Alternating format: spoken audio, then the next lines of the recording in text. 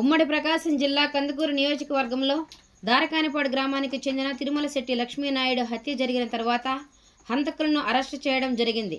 తర్వాత కందుకూరు శాసనసభ్యులు ఇంటూరి నాగేశ్వరరావు వారి కుటుంబాన్ని పరామర్శించారు. హత్య జరిగిన తీరును వారి భార్య సుజాతను తల్లిదండ్రులను అడిగి తెలుసుకున్నారు. హత్య జరగగానే పోలీస్ అధికారులను అలర్ట్ చేశానని, కుటుంబ జీవనోపాధి కోసం సుజాత ఉద్యోగ విషయం కలెక్టర్తో మాట్లాడానని, వీళ్ల కుటుంబాన్ని సందర్శించకపోవడం అనేక ఆరోపణలు వస్తున్నాయని, సుజాత వయసులో చిన్నది, లక్ష్మీనాయుడు కర్మ అయిపోయిన తర్వాత కుటుంబం దగ్గరకు వద్దామని అనుకున్నానని చెప్పడం జరిగింది.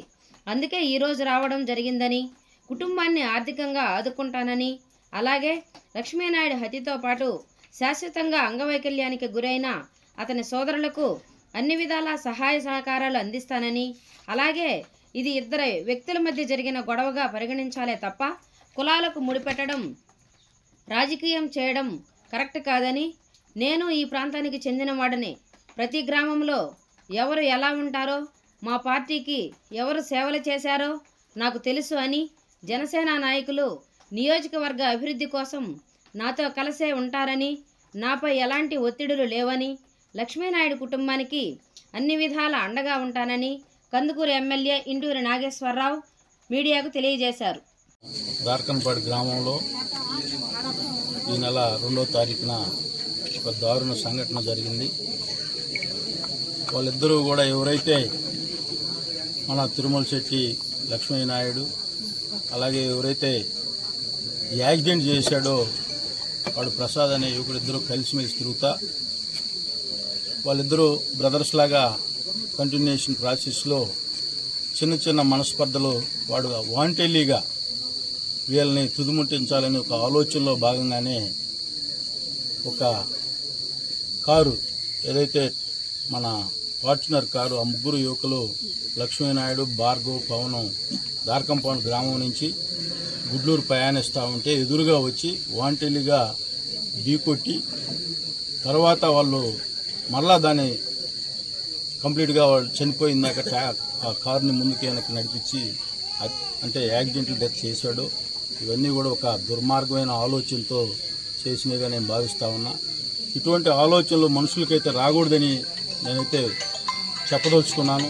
ఈ గ్రామంలో కంప్లీట్గా వ్యవసాయ కుటుంబాలు, ఇటువంటి నేర చరిత్ర అనేది పల్లెటూర్లకి ఇటువంటి ఆలోచనలు ఉండేవాళ్ళు పల్లెటూరులో ఉండడం కూడా దురదృష్టకరం అని చెప్పి నేను భావిస్తాం. ఎందుకంటే ఏదన్నా ఉంటే ఒక నష్టం జరిగితే జరగవచ్చేమో, జరిగితే గ్రామంలో అనేక మంది ఉన్నారు, కూర్చొని మాట్లాడుకోవాల్సిన పరిస్థితి ఉంటుందే కానీ డైరెక్ట్గా యాక్సిడెంట్ చేసి మనిషిని చంపాలనే ఆలోచన మనుషుల్లో రావడం ఇది ఒక దుర్మార్గమైన ఆలోచన. దీన్ని ఎవరికి కూడా సపోర్ట్ చేసే పరిస్థితి లేదు. ఏదైతే యాక్సిడెంట్ అయిన రోజే నేను పోలీసు వాళ్ళకి కూడా అధికారులకు కూడా చెప్పడం జరిగింది. న్యాయం ఏ విధంగా ఉంటుందో, శిక్షకి ఎటువంటి సెక్షన్లు వర్తిస్తాయో వాటిని మీరు తూచా తప్పకుండా ఎవరు చెప్పినా కూడా వినొద్దు, వాళ్ళకి న్యాయం చేయాలని చెప్పి ఆ రోజే చెప్పాను. ఎస్పీ గారితో మాట్లాడాను, ఐజీ గారితో కూడా మాట్లాడాను. స్వయంగా ఐజీ గారే ఈ కేసును పరిశీలించాడు. అంటే మేము కూడా ఎక్కడా కూడా ఈ కమ్యూనిటీలో జరిగిందని చెప్పి ఆలోచనలు కూడా రాకూడదు అని చెప్పి నేను క్లియర్గా కూడా ఎస్పీ గారికి, డిఎస్పీ గారికి కూడా చెప్పాను. వాళ్ళు కూడా పోలీసు అధికారులు ఏ విధంగా జరిగిందనేది ఒక 3-4 రోజుల ఇంటరాగేషన్లో పూర్తిగా నివేదిక తీసుకుని దాన్ని మర్డర్ కేసుగా కట్టడం కూడా జరిగింది. మీరు అందరూ కూడా చూశారు. దీన్ని మళ్ళా మనం రాజకీయ కోణంలో చూడాల్సిన, ఈ గ్రామంలో కాపు సోదరులు ఎప్పుడు కూడా తెలుగుదేశం పార్టీకి సపోర్ట్గా ఉంటారు. ఇటువంటి సంఘటనలు జరగడం చాలా బాధాకరం. దీన్ని రాజకీయం నేనైతే చేయదలుచుకోలేదు. వాళ్ళిద్దరూ ఒక అన్నదమ్ములుగా ఉండి ఎందుకు వాళ్ళ ఆలోచన మారిందో, వాడి ఆలోచన ఎందుకు మారిందో కూడా అర్థం కాని పరిస్థితి. అమ్మాయి కూడా చిన్న అమ్మాయి, 3 సంవత్సరాల పాప, 1 సంవత్సరం పాప, చాలా వాళ్ళని చూస్తుంటే చాలా బాధగా ఉంది. తప్పకుండా ఆ కుటుంబానికి నేను అండగా ఉంటాను. వాళ్ళ తల్లిదండ్రులు కూడా, 2వ కుమారుడు కూడా యాక్సిడెంట్ చేసిన వాళ్ళు 2వ కుమారుడు కూడా ఉన్నాడు. 2 కుమారులు ఆ విధంగా అవడం చాలా బాధాకరం. తప్పకుండా ఆ కుటుంబానికి నేను అండగా ఉంటాను. అలాగే ఆ అమ్మాయి కూడా ఉదయం కలెక్టర్ గారితో మొన్న 2 డేస్ బ్యాక్ మాట్లాడాను. ఈ రోజు కూడా కలెక్టర్ గారితో మాట్లాడాను.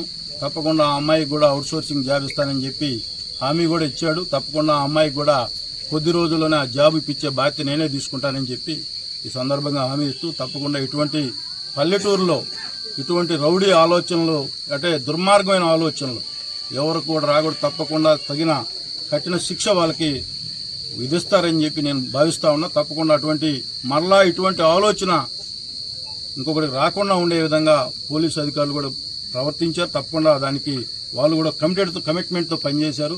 దీన్ని మళ్ళా కొంతమంది అనవసరంగా జనసేన, తెలుగుదేశం ఈ నియోజకవర్గంలో జనసేన సోదరులు బ్రహ్మాండంగా తెలుగుదేశం పార్టీ గెలుపు కృషి చేశారు. మా మధ్యలో ఎక్కడా కూడా చిన్న గ్యాప్ కూడా లేదు. ఏదన్నా ఉన్నా నా దృష్టికి తీసుకొని వస్తున్నారు. సమస్య ఉన్నా కూడా దాన్ని ఏ విధంగా రెక్టిఫై చేస్తా ఉన్నాం. దాన్ని మళ్ళా మేము ఓట్లు వేసాం. ఇక్కడ ఉండే జనసేన సోదరులు కూడా బ్రహ్మాండంగా ఇప్పుడు కూడా నాతో కలిసిమెలిసి నేను మొన్న ములగిరి సింగ్ కూడా చేశా. తప్పకుండా వాళ్ళకి మనం న్యాయం చేద్దాం. మన పార్టీ వాళ్ళు దానికి ఎక్కడా కూడా ఒక స్టెప్ వెనక్కిపోయేది లేదు. అనవసరంగా దాన్ని రాజకీయం చేసే ఆలోచన కొంతమంది చేస్తున్నారు. దీని రాజకీయం వైపు పోకుండా వాళ్ళకి న్యాయం చేద్దాం. వాళ్ళకి అన్యాయం జరిగింది, వాళ్ళ కుటుంబానికి న్యాయం చేయాలి. కానీ మనం ఏదో పోయి మాట్లాడి దాన్ని ఇంకో విధంగా తీసుకుపోయి అనవసరంగా ఇబ్బందులు పెట్టుకోకుండా తప్పకుండా వాళ్ళకి న్యాయం చేసే కార్యక్రమం మనం అందరం ముందుకు పోదామని చెప్పి చెప్పడం జరిగింది. ఆ అమ్మాయి చిన్న వయసులో ఇటువంటి దుర్ఘటన జరగడం, ఆ అమ్మాయికి చాలా వయసు కూడా ఉంది, చిన్న వయసు. తప్పకుండా ఆ అమ్మాయికి ఇప్పుడు కూడా మనం హెల్ప్ఫుల్గా ఉంటామని చెప్పి ఈ సందర్భంగా హామీ ఇస్తూ వాళ్ళ తల్లిదండ్రులకు కూడా మనోధైర్యం తప్పనిసరిగా ఎవరైతే ఇప్పుడు హాస్పిటల్లో ఉన్నారో వాళ్ళ ఎక్స్పెండిచర్ కూడా నేను కంపల్సరిగా వాళ్ళకి సపోర్ట్ చేస్తానని చెప్పి ఈ సందర్భంగా వాళ్ళకు కూడా హామీ ఇస్తా ఉన్నా. మనందరం కూడా ఒక మంచి వాతావరణంలో ఈ నియోజకవర్గాన్ని అభివృద్ధి వైపు, అలాగే డిస్టర్బెన్స్ లేకుండా ఇటువంటి గొడవలు లేకుండా చేద్దామని నేను 15 నెలల నుంచి ప్రమాణంగా పోలీసు అధికారులతో ఎప్పటికప్పుడు ఇటువంటి చేస్తా ఉన్నా.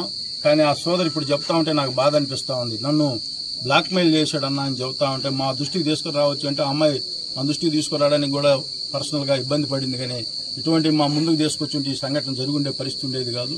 తప్పకుండా వాళ్ళకి అందరం కూడా మనం మనోధైర్యాన్ని కల్పించి వాళ్ళ కుటుంబానికి మనం అండగా ఉండాలని చెప్పి కోరుకుంటూ పత్రికా సోదరులకు కూడా మీ తొందరగా చెప్తా ఉన్నా.